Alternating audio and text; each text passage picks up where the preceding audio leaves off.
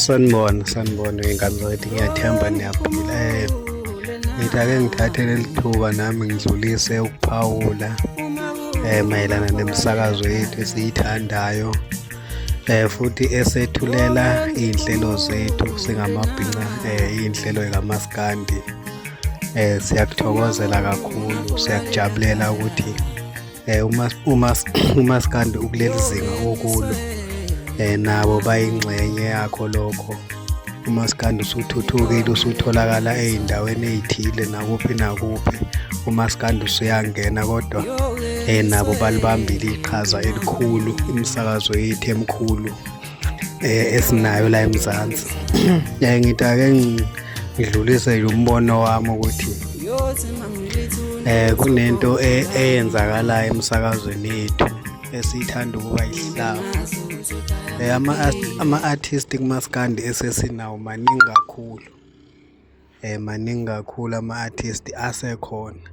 Ngizobala nje iy'ngoma ey'phume from January kulo nyaka 25 kuze kuzofika manje. Iy'ngoma lokhu ziyaphuma.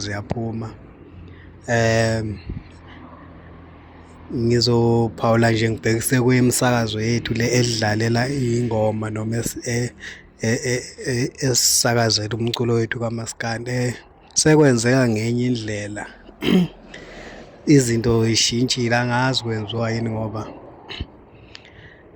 ngiyakhumbula nje kusasakaza laba abasakaza abadala abangasekho, asebahamba. Ngisho ukuthi abakhona ngibeka kabi, kodwa ngicabanga ukuthi isikhathi sokuthi belokhu be-introduce-a noma bedlala iy'ngoma zango-95 bani 2000 and bani.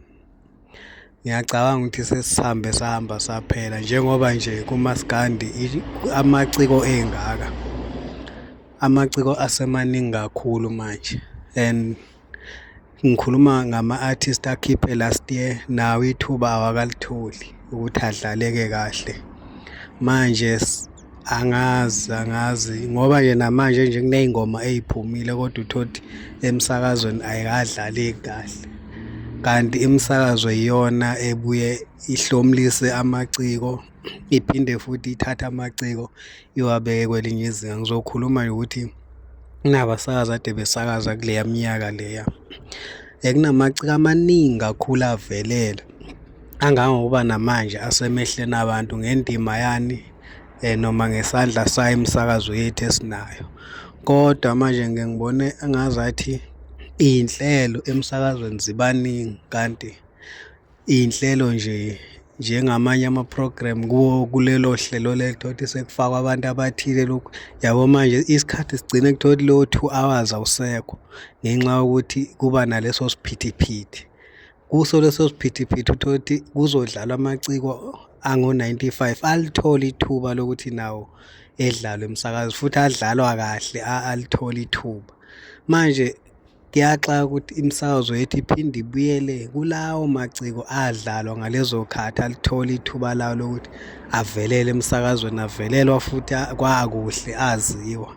Ngiyacabanga ukuthi manje sekuyisikhathi, angisho ukuthi ngilawula imisakazo noma ngenzani, sekuyisikhathi sokuthi nayo imisakazo manje inikeze le generation yamanje ithuba, ngoba kwayona leyo generation esinayo, la maciko esinayo, ithuba lokuthi evelele emsakazweni awalitholi. Iy'phiwo yikhona, nabo bayibambile, nabo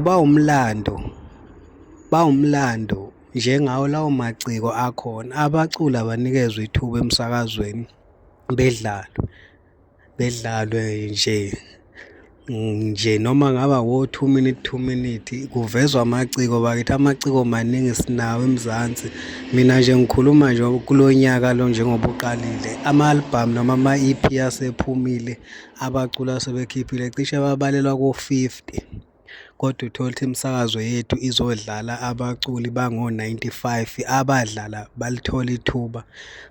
Yabo, siyacela ukuthi imisakazo ikibone ngenye indlela lento, hhayi ukuthi siyayilawula, kodwa umsakazo uma udlala iy'ngoma usuke udlalela thina. Futhi umculo manje usushintshile. Uma bethi bona hhayi thina siyimsakazo si-accommodate bonke abantu abalalela umculo, sifaka abantu abadala, kodwa ekugcineni abantu okumele balalele lo mculo kuma-digital stores ile genge le esilalela umculo wamanje. Le mculo emidala sisho ukuthi ayingadlalwa kodwa ithuba balithola ledlula. Sekuyisikhathi-ke samanje ukuthi amaciko akhona nawo anikezwe ithuba avelele emsakazweni adlale. Sinama-albhamu amaningi avalelekile njengamanje angadlalwa kusukela ngo-last year 2024 nango-2023 khona amaciko avalelekile angalithola ithuba. Siyacela ukuthi imisakazo inikeze abaculi ithuba ngokulinganayo njengoba kwenzeka nakudala, nakuwo lawo maciko ango-95 kwenzeka ukuthi anikwe ithuba avele, neciko langobani bani lanikwa ithuba lavele. Ngiyabonga ithuba, ngibonga ithuba.